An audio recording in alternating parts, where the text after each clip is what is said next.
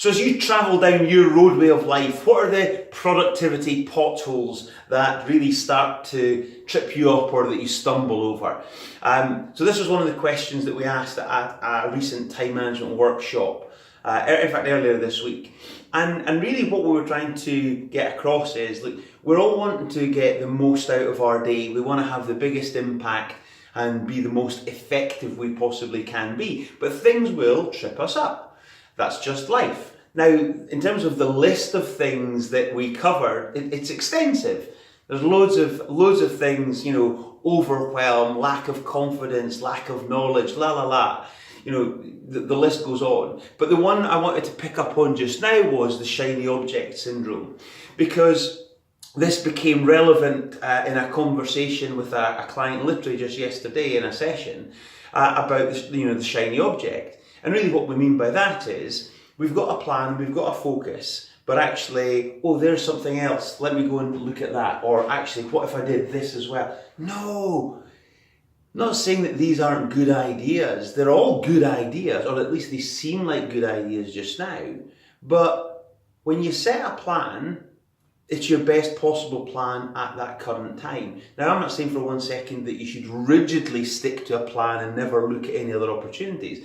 But the reality is, these ideas were good ideas, but so too was the plan that we're actually working on. So my coaching session yesterday had to really focus on saying, look, park those ideas. They might be relevant next quarter or in future quarters, but let's stick to what we've committed to doing just now, because we know that with disciplined, persistent focus, then we're going to actually get the results that we are expecting. So we had to do a bit of that, and again, I know my client was happy to then be pulled back and then put back into just the focus. Get on with the job at hand. Now, so one of the tips might be to draw up a next quarter list. So any of the ideas that come into your mind, don't lose them, because they're probably good ideas, or at least some of them will be. Put them on a next quarter list.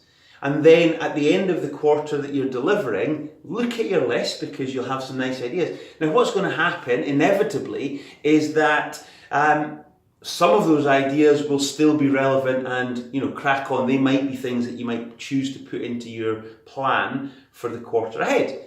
But actually, and I've lived through this experience myself, all of a sudden I've looked at some of these ideas and thought, that isn't such a good idea after all. So it's good to put a little bit of a break between the idea and then the execution. All I'd ask is, be focused, set your plan, stick to your plan as best you can, and try not to get distracted by the shiny object. Hope that's been helpful for today, and until we meet, good luck in business.